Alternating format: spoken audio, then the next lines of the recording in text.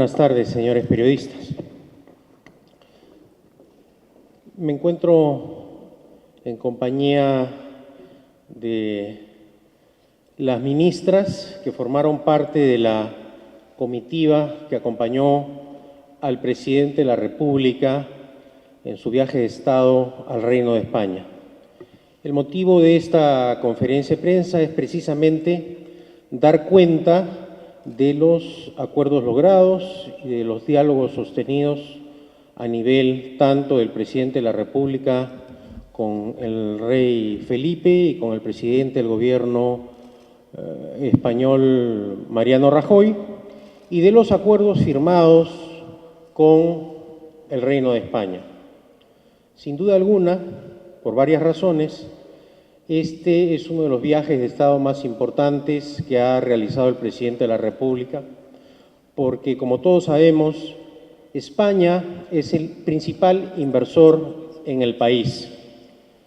Y adicionalmente, empresas españolas en los últimos años vienen realizando inversiones importantes, no solo a nivel de las conocidas que ya tienen una larga estada en nuestro país, sino que en los últimos años también se ha presentado un fenómeno interesante con la presencia de pymes españolas en el Perú, que no solamente vienen trabajando en Lima, sino en otras regiones del país.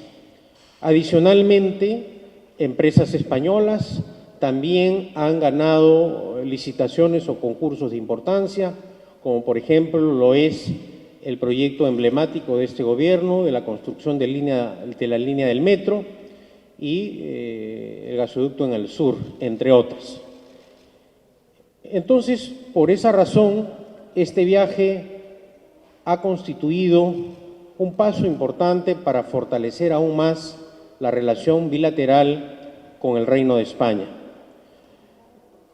A nivel de ambos gobiernos, no solo se ha calificado de positiva la reunión sostenida y de los acuerdos logrados, sino que marca una pauta para que en el mediano y largo plazo sigamos contando con el apoyo del Reino de España, que no solamente se traduce en un soporte económico en el cual las empresas españolas que han realizado sus inversiones en el Perú han ayudado al crecimiento y desarrollo económico de nuestro país, sino también el apoyo político.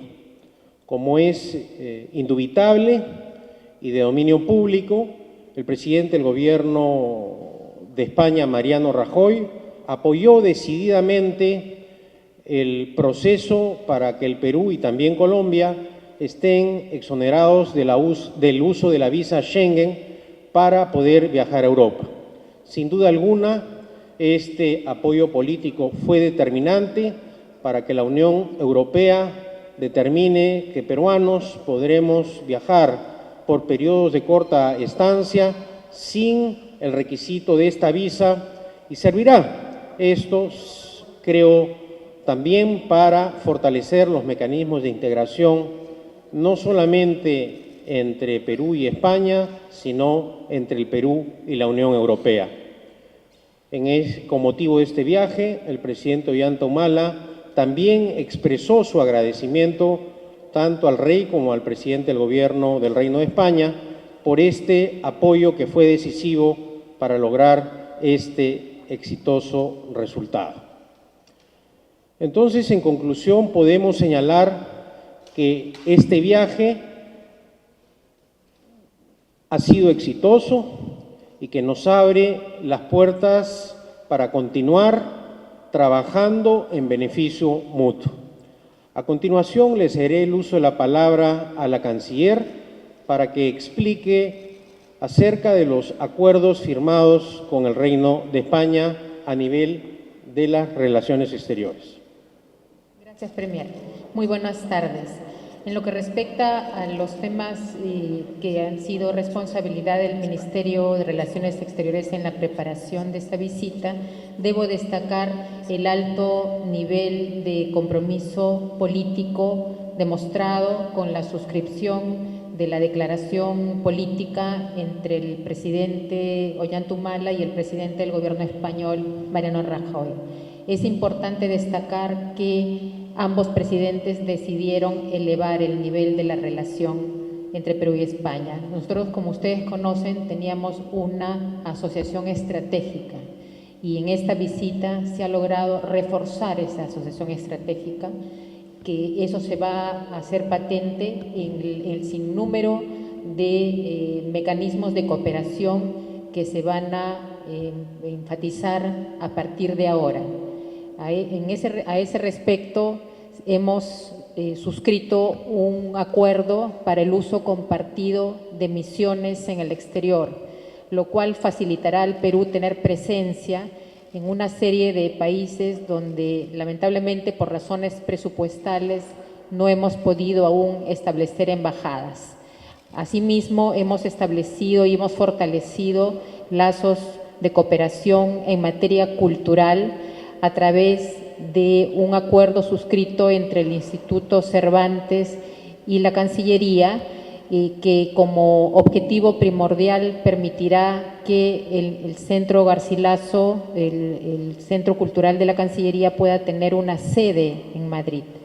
Eso es muy importante para la difusión de nuestros valores culturales con miras a la celebración del Bicentenario. Asimismo, hemos establecido acuerdos en materia de trabajos de tratados y de archivos, y hemos firmado también conjuntamente con la ministra de Ambiente de España una declaración en la cual ratificamos el compromiso del Perú y España con el cambio climático, en la lucha contra el cambio climático. Quiero destacar también la gran sintonía en las reuniones bilaterales que sostuvo el presidente con el rey de España y con el presidente Rajoy. En ambas reuniones comenzaron con un reconocimiento al alto nivel de las relaciones. Eso es importante destacar. Y además, también es importante que ustedes conozcan que en el programa del presidente se incluyó una visita a la Real Academia Española. Es primera vez que un presidente incluye en su periplo oficial esta visita, que tuvo el mayor nivel, puesto que participaron todos los miembros de número de la Academia. Muchas gracias, primero.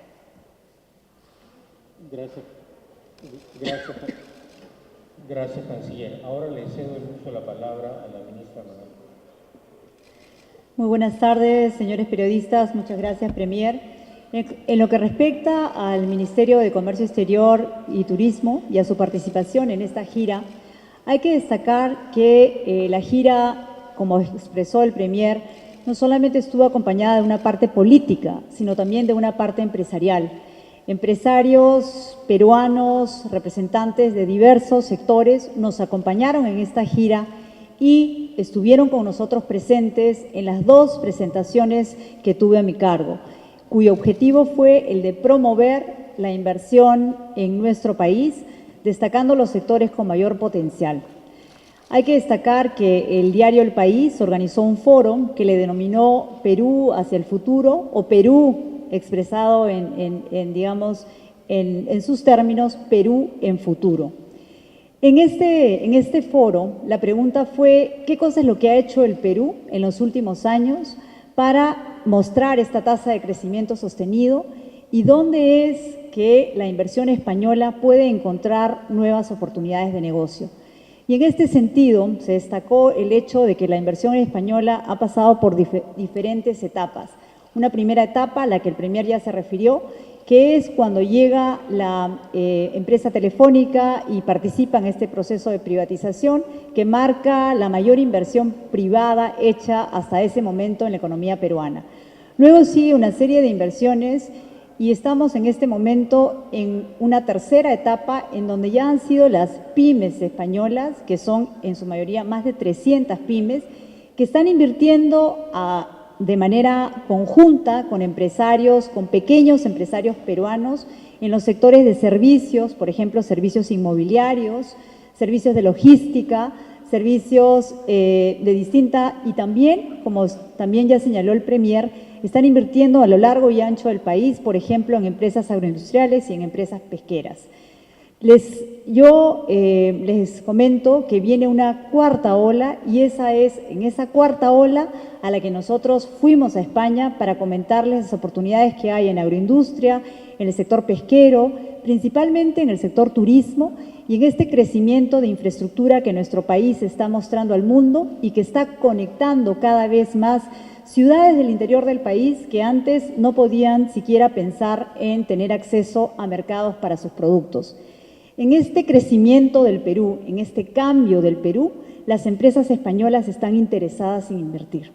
Y yo quisiera referirme a las cuatro, propuestas concretas que he recibido de empresarios españoles para venir a invertir al Perú. La primera de ellas se trata del desarrollo de un sistema para evitar las cuarentenas de productos de agroexportación. Están interesados en invertir en la costa peruana, en lograr un centro que permita acortar los tiempos en que los productos frescos, ¿no?, los cítricos, los espárragos, las uvas, las granadas, los higos, mangos, chirimoyas, entre otros, puedan estar en este tiempo para cortar los tiempos de cuarentena y que puedan llegar en estado fresco a los mercados españoles y, por lo tanto, alargar o extender el periodo de duración. En segundo lugar, me reuní con representantes del prestigioso Basque Culinary Center, que es el Centro Culinario Vasco, que tiene su sede en San Sebastián. Y pretendemos desarrollar un producto de innovación alimentaria integral. ¿Y en qué consiste eso? Consiste en identificar la potencialidad que tiene cada uno de nuestros sectores, aquellas regiones en las que todavía no ha habido este boom gastronómico, e identificar y estudiar estas propiedades que cada una de estas plantas puede tener en las localidades y cuál es su interrelación a futuro en áreas como el turismo, por ejemplo, y a través del desarrollo de la gastronomía. Esto es un factor muy importante para el Perú, dada nuestra biodiversidad y el posicionamiento de la gastronomía a nivel mundial y especialmente en España. En tercer lugar, se me acercó el grupo de Rivera Salud, que es una empresa que ya acaba de inaugurar 2 hospitales, uno en Villa María del Triunfo, y está muy interesado en seguir construyendo pequeños centros hospitalarios que trabajen de la mano con pequeñas ciudades y que podamos impulsar nuevamente lo que es la garantía de servicios de salud para toda la población. En un último caso, el cuarto ofrecimiento concreto que tuve de un grupo español, me pidió todavía no revelar su nombre, es en el tema de las inversiones de alta tecnología. Ayer justamente MINCETUR ha cerrado el Perú Service Summit, que es una plataforma de negocios para impulsar la exportación de servicios. Hemos logrado la exportación el cierre de negocios en $85 millones y entre la concurrencia habían 19 países, uno de ellos era España. Entonces, hay un interés altísimo en España en lograr interrelación, en acercarse más a través de MINCETUR y PROMPERÚ para todo lo que es la difusión de call centers, de distribución de software, soporte logístico, data center, todo lo que signifique mejorar la competitividad de las empresas en el sistema de información del mismo. Y quería comentarles también que durante nuestra presencia logramos también posicionar a la quinoa como un elemento esencial. Hemos logrado, a través de una alianza estratégica con el Corte Inglés, que durante las próximas semanas, en las 100 tiendas que tiene el Corte Inglés a lo largo y ancho de España, se logre presentar menús a base de quinoa, lo que ustedes saben que las exportaciones de quinoa a España crecieron el año pasado más de 1000%. Eso es lo que tendría que informar primero. Gracias.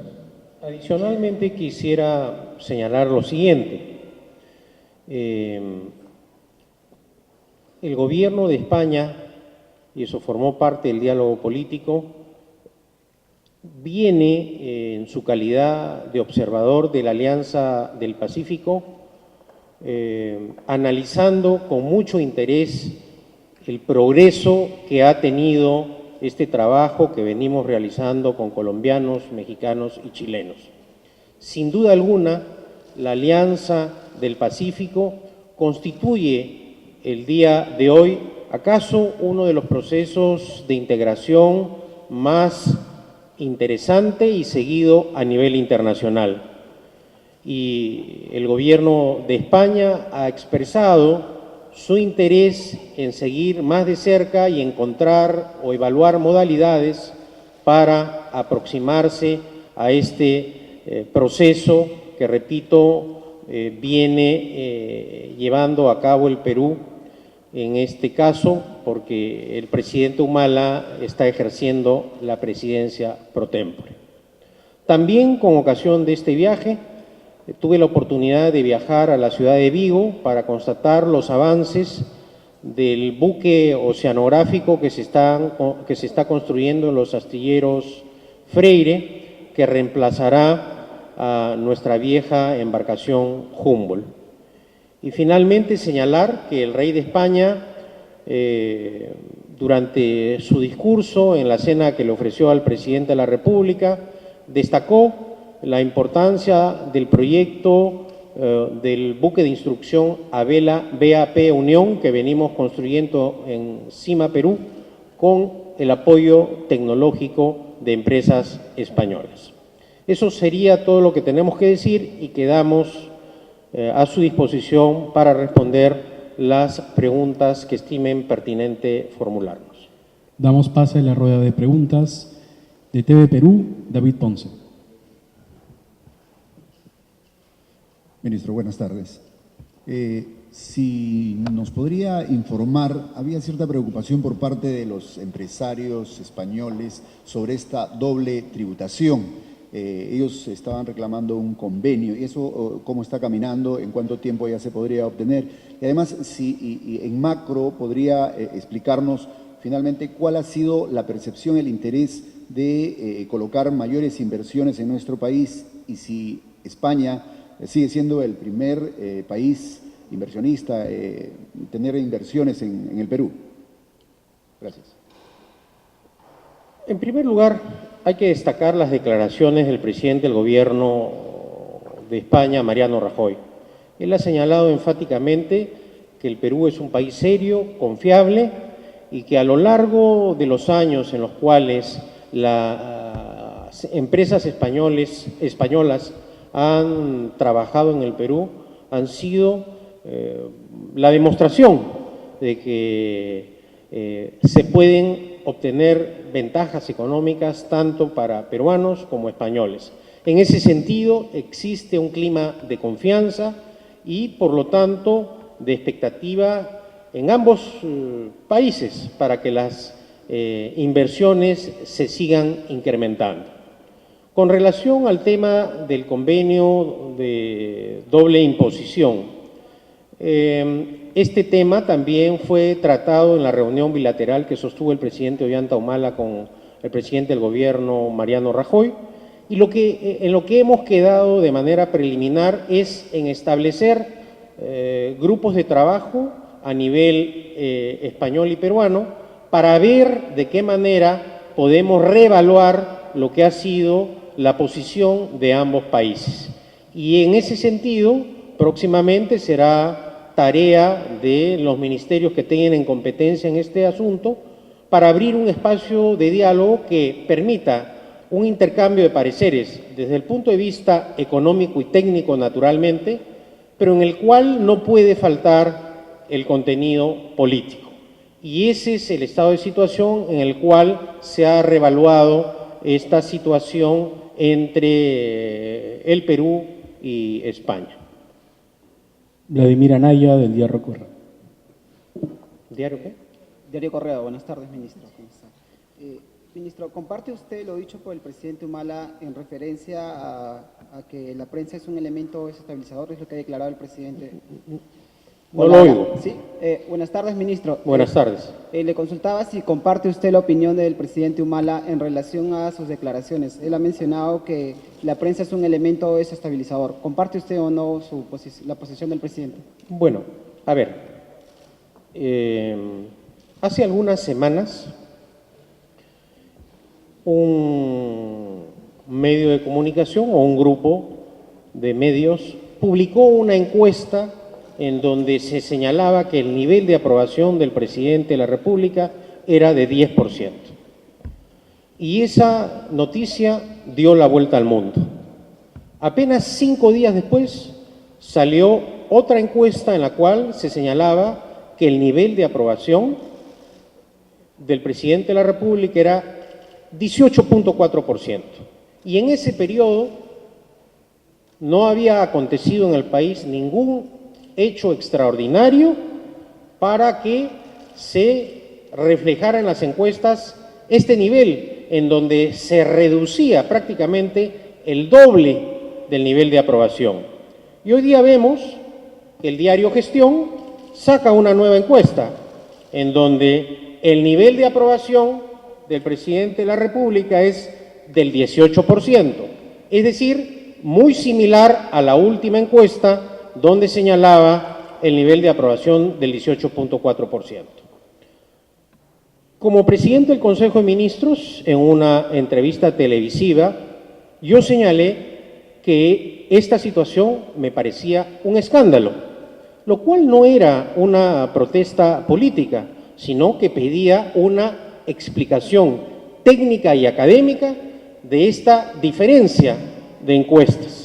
¿Cómo puede ser posible que dos encuestadoras señalen una 18.4, la otra 18% y una 10%?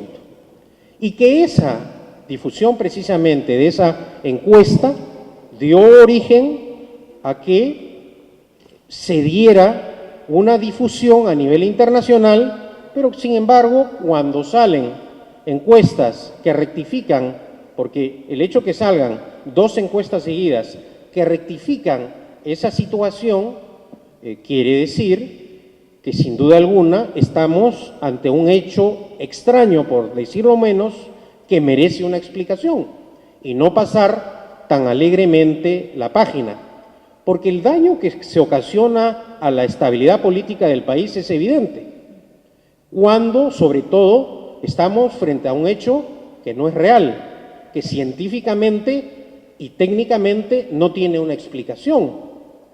El hecho de que como gobierno hagamos una pregunta no quiere decir que ataquemos a las encuestadoras ni a los medios de comunicación. Con relación a las declaraciones del presidente Humala en Madrid, yo me pregunto si recordar que Montesinos sobornó con millones de dólares al señor Ernesto Chut Landázuri, hoy prófugo de la justicia peruana, constituye ficción literaria o invención. O recordar que durante el gobierno del expresidente, durante el primer gobierno del expresidente Alan García, hubo hiperinflación y el Estado peruano quedó en la quiebra. ¿Eso es atacar a los partidos políticos? ¿Eso es atacar a la prensa? Lo que creo yo, y ya lo he señalado con anterioridad, es que hay un tema complejo en la prensa del Perú, que es el de la concentración de medios. Ese es un hecho objetivo y evidente que no solo es seguido a nivel interno, sino a nivel internacional. Y es algo que no propició el gobierno.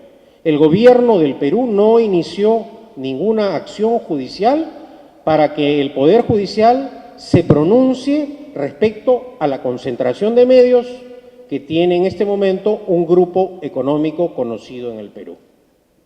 Mi posición personal, y hoy día la ratifico, es que ese tema no lo debemos politizar, que en la medida de lo posible no deberíamos interferir. ¿Por qué razón? Porque ya está en manos de los fiscales y de los jueces. Y mientras menos politicemos esa situación, Dejaremos que de manera libre e independiente el Poder Judicial determine si es constitucional o no esta concentración de medios.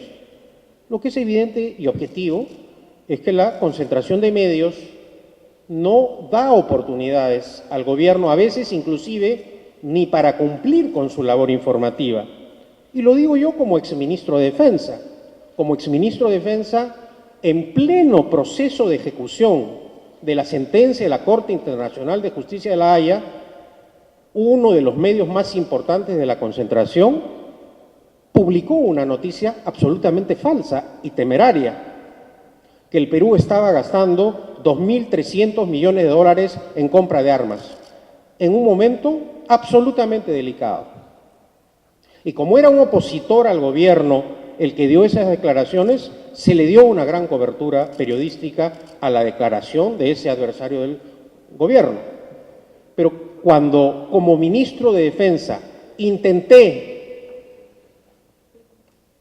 mostrar o probar que la noticia era absolutamente falsa, la divulgación fue casi ínfima.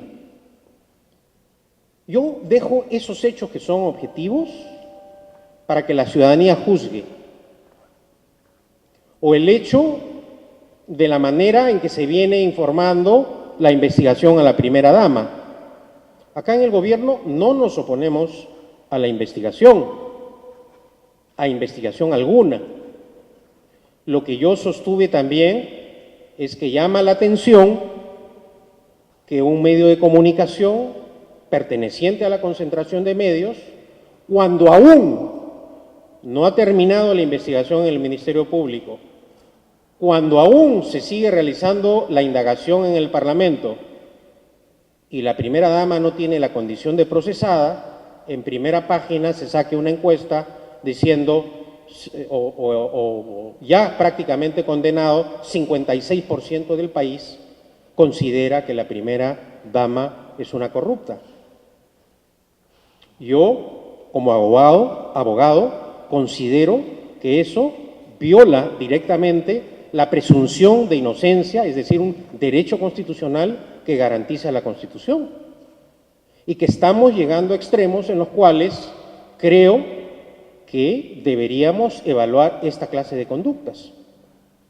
El presidente Humala, durante su gestión, no ha tenido ni tendrá ningún acto contra la prensa, y así lo demuestran todas sus actuaciones, como por ejemplo cuando observó el proyecto de ley que aprobó el Parlamento, en donde se cuestionaba el tema referido a la divulgación de las interceptaciones telefónicas o grabaciones.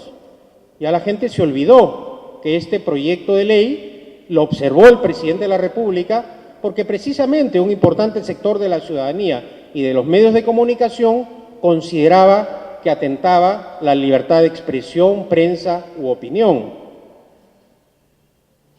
Y esa es la situación, y esa es la posición del gobierno. Seguramente, tal vez por el clima de diálogo que se permite en conferencias de prensa europeas, el presidente se explayó. Ahora, en lo personal, coincido en la mayor parte de los conceptos vertidos por el presidente de la República. Hay uno en el que no coincido. Yo no admiro a Hugo Chávez, pero eso es un problema de intercambio político entre los dos. Y lo que está haciendo el presidente de la República como gobernante es ejercer el poder dentro del marco de la Constitución y la ley, respetando a los medios de comunicación, respetando la independencia de los poderes del Estado, y esa es la misión que como ministros nosotros tenemos. Rocío La Rosa, del diario El Comercio. Ministros, buenas tardes. La primera pregunta es para el primer ministro. El presidente del Consejo de la Prensa ha considerado que estas afirmaciones del mandatario en España, en el sentido de que los medios buscan desestabilizar al país o de que obedecen a intereses subalternos, son expresiones que afectan la libertad de expresión y son nocivas para la democracia. en su calidad de representante del Ejecutivo, me gustaría que usted le responda a estas afirmaciones. Y la segunda pregunta, aprovechando que la canciller y la titular del Ministerio están aquí, en aras de seguir evitando o aclarando, mejor dicho, estas especulaciones sobre de quién es la responsabilidad de que el Perú no esté presente en la Expo Milán, nos gustaría saber, el día de ayer hubo un intercambio de responsabilidades entre la exministra Rivas y el titular del MEF, y nos gustaría saber si es que ustedes como gobierno ya nos pueden decir de quién fue la responsabilidad, de qué portafolio fue la responsabilidad de que no estemos en este importante evento. Gracias. Bueno, con relación a la primera parte de su pregunta, yo debo señalar que el presidente, como cualquier ciudadano, tiene el derecho de opinar libremente. Y así como el señor Segarra no está de acuerdo con las declaraciones del presidente, eso no quiere decir que no va a dar declaraciones. O todos tenemos que dar declaraciones de acuerdo a lo que nos quieren imponer. Nosotros aceptamos la crítica.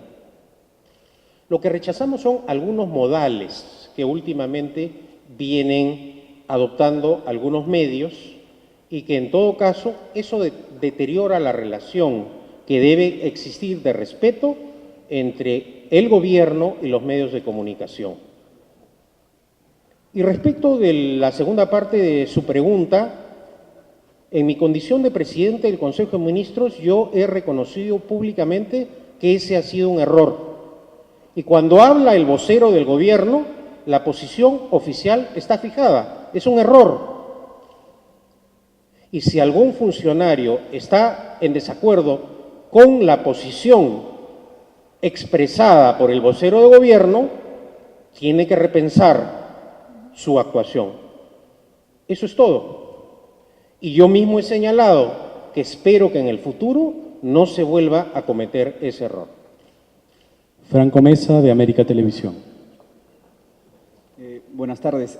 Permítame que insista en ese tema. Lo que sucede es que el ministro Segura el día de ayer dijo que el MEF no pacta presupuestos para este tipo de festivales o ferias, sino que cada sector puede priorizar recursos. En ese sentido dijo que bien pudieron participar, o dio a entender que bien se pudo participar, sí es que se priorizaban presupuesto de acuerdo a una importancia de este evento. Y lo otro es que hoy día el semanario Hildebrand en sus 13 reveló que el gobierno pagó más de 8,5 millones de soles por una feria en Washington que solo dura 15 días y que no tiene tanto prestigio como el Expo Milán, y que esta decisión fue apenas días después de haber descartado la participación en la feria italiana. Creo que no he sido claro. El vocero del gobierno soy yo. Y cuando habla el presidente del Consejo de Ministros, o se alinean con el presidente del Consejo de Ministros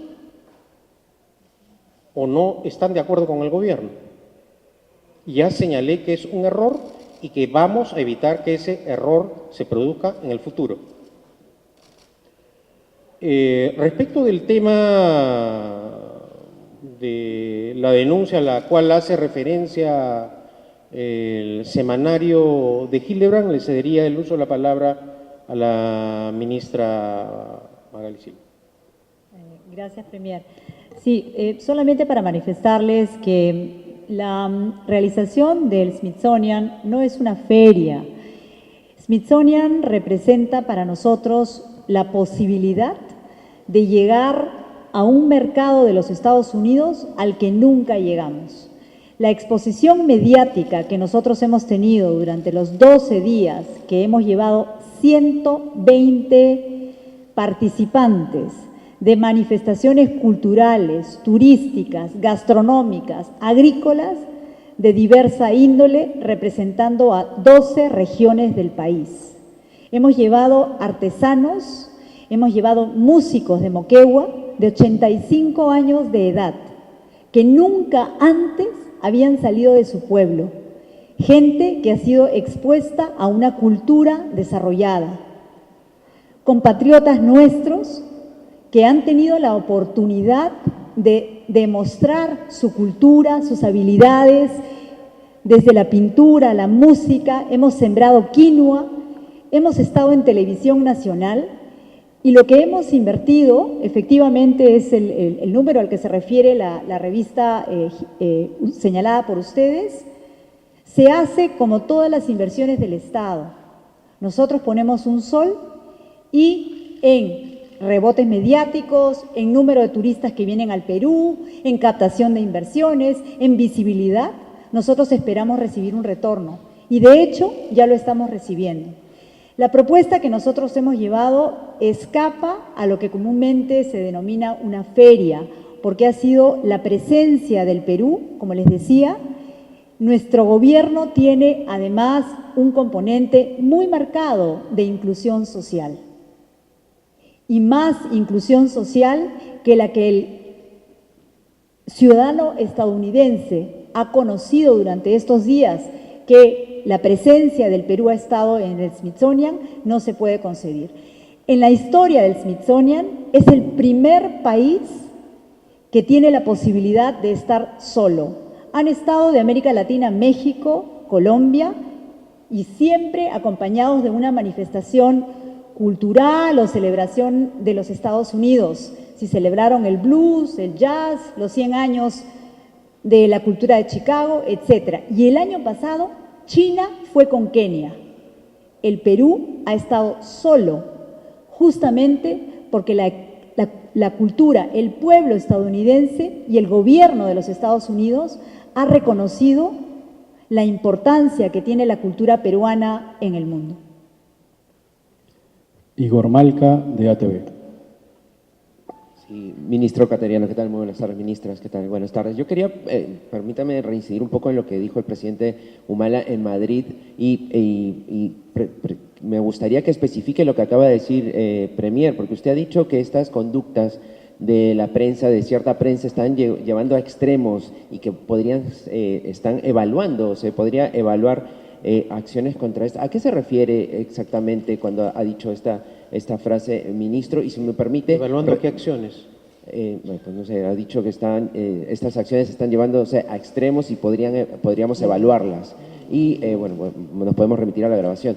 Y en segundo lugar, en lo dicho por el presidente respecto a Venezuela, eso también ha tenido rebote en Caracas y la oposición ha dicho que el presidente no tiene mucha idea de la realidad que se vive, porque achacar a los empresarios lo que ocurre en Venezuela, la situación de crisis que hay, no ha sentado nada bien también allí. Bueno, el gobierno no está evaluando ninguna acción contra los medios, he dicho todo lo contrario, que nosotros estamos respetando y que todos los actos del gobierno han sido respetuosos de la libertad de prensa, opinión y expresión.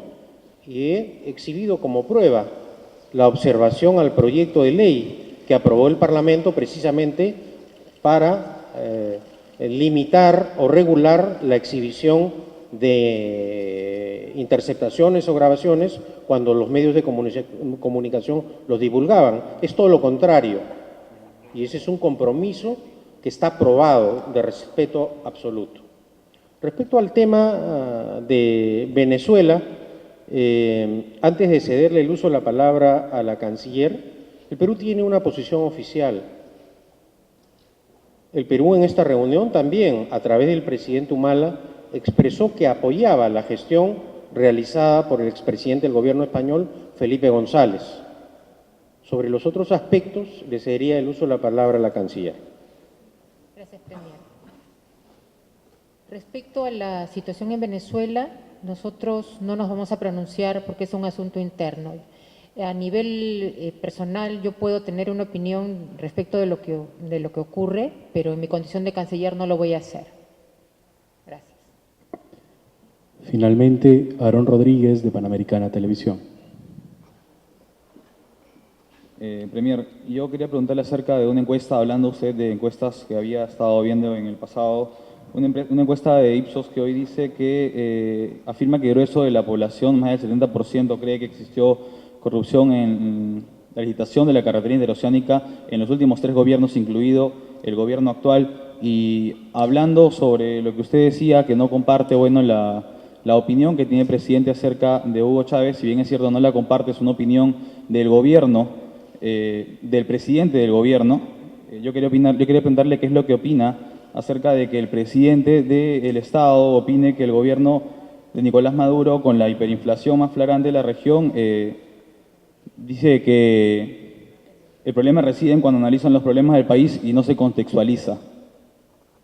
Yo le pediría en la primera parte de su pregunta que sustente qué evidencia o indicio hay de presunto acto de corrupción respecto al actual gobierno. No lo conozco.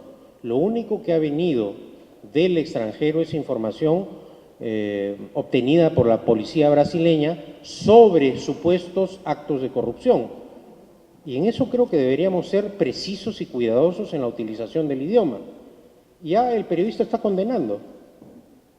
Si recién se va a iniciar la investigación. Recién se está iniciando la investigación y el periodista de Panamericana Televisión ya está condenando a los tres gobiernos, ¿no? Es una presunta, son presuntos actos de corrupción que tienen naturalmente que ser investigados por jueces y fiscales. Y esa es tarea que realizará el Ministerio Público y el Poder Judicial sin interferencia política. Respecto al tema de Venezuela, yo ya me pronuncié de manera clara y la canciller también. Muy buenas tardes, muchas gracias.